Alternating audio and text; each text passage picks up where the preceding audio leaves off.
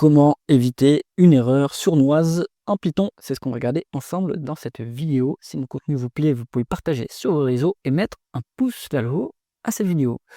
Alors, ici, on va regarder comment éviter une erreur classique qui s'appelle le late binding closures, qui est en fait en français on va dire le liage tardif des variables. Donc, on va illustrer ça parce que ça peut paraître obscur. Pour cette petite démonstration, on va faire une liste de fonctions. On va appeler cette liste funcs et on va utiliser un syntactic sugar en Python, c'est-à-dire qu'on va utiliser un raccourci syntaxique qui nous permet de définir des fonctions sans nommer les fonctions, sans mettre un def, etc. Donc ça s'appelle les fonctions lambda. Attention à ne pas confondre avec le service lambda d'AWS, hein, mais ici on est sur des fonctions lambda qui, sous le capot, en fait, vont déclarer des vraies fonctions, hein. Ici, on va faire une liste de fonctions lambda qui vont prendre un argument x et faire x fois i. Et ce i, on va le faire varier en prenant un range, c'est-à-dire en prenant une liste de valeurs. Donc le range, pardon, c'est ici for i in range comme ça. Quand je fais range 5 comme ça, hop, on a les valeurs de 0 à 5. Bien. Donc ce qu'on pense que fait notre liste de fonctions ici, c'est que on a la première fonction qui va prendre x et le multiplier par 0. On va avoir une deuxième fonction qui va prendre x et le multiplier par 1. Une troisième fonction qui va prendre x et le multiplier par 2, etc. etc. Jusqu'à 4, hein, puisque le range il s'arrête si on fait range 5, en fait, le dernier, comme ceci, hop, c'est 4, hein, évidemment, puisque le premier c'est 0. Donc, j'ai ma liste de fonctions. Si je la print, voilà, on a 4 fonctions comme ça. On a 5 fonctions, pardon. Ici, le i est censé être 0, 1, 2, 3, 4. Démonstration du problème, on fait funcs 0, c'est-à-dire on prend celle-ci, la première fonction, et il faut lui donner un argument, évidemment, puisqu'on a dit qu'ici on passait un x, donc on va mettre 2. Là ça fait 8, donc si j'ai bien compris ma définition, ici on devrait avoir x, c'est-à-dire mon 2, fois 0, et donc on devrait avoir 0. Donc là il y a un problème.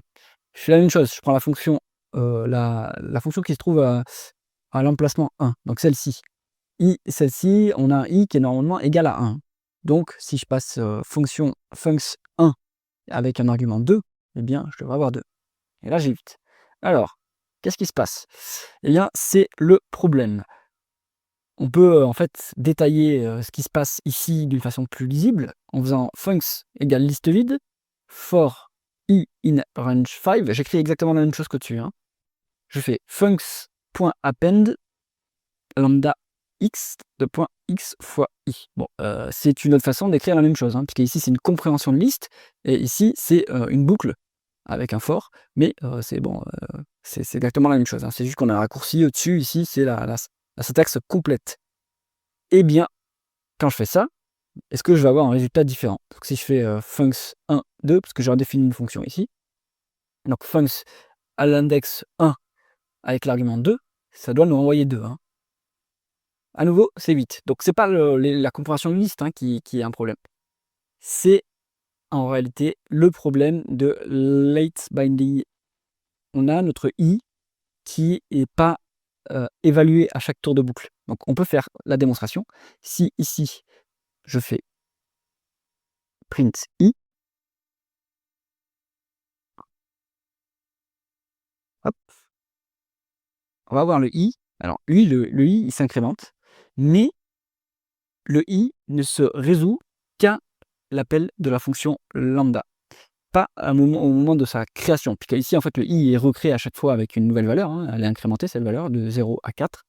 Et en fait, on a à l'appel de la fonction lambda, donc l'appel de la fonction lambda, c'est quand je fais ça, hein, qu'on a la valeur qui s'affiche, qui est la valeur qui est interprétée du i. Donc ici, quand je fais ça, notre i, eh bien, en fait, il a été déjà résolu, puisqu'en fait, on a accumulé les fonctions dans la liste, et donc notre i, il est déjà résolu, il est resté bloqué à 8 ici, enfin il est resté bloqué à 4 pardon ici, puisqu'on va de 0 à 4, hein. Je rappelle le range ici, la dernière c'est 4.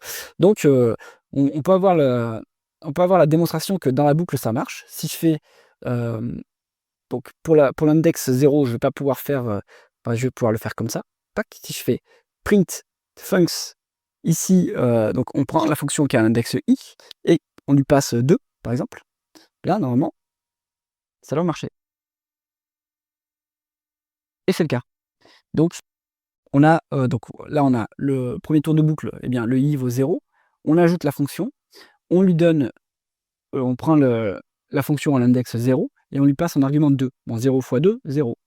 Ensuite, tour suivant, le i il vaut 1. On ajoute une fonction, cette fois-ci avec une équation qui fait qu'on a x fois 1. Donc on a à l'index 1 une fonction qui fait x fois 1, on lui passe 2, hop, on print 2. À l'index 2, c'est la même chose, on lui passe une fonction qui fait x fois 2, on appelle la fonction, ça nous donne 4, puisque c'est c'est 2 fois 2, donc 4. Et pour 3, c'est la même chose, on a à l'index 3, on rajoute une fonction ici à l'index 3, on l'appelle, on fait x fois i, et i vaut 3, donc ça nous renvoie 6, et la même chose pour 4 et 8. Donc là, vous comprenez le truc. C'est-à-dire que ici, quand on fait la compréhension, quand on fait l'appel, une fois qu'on a mis dans la liste, eh bien, c'est trop tard. Le i, il a déjà été interprété, il a déjà fait tout son parcours, et il est devenu 4 au maximum. Et donc, à chaque fois qu'on va appeler la fonction, eh bien, ça sera ici avec un i qui sera 4. Hein. J'espère que cette explication vous intéressait. Si c'est le cas, mettez un pouce vers le haut et pensez à vous abonner à la chaîne. À bientôt.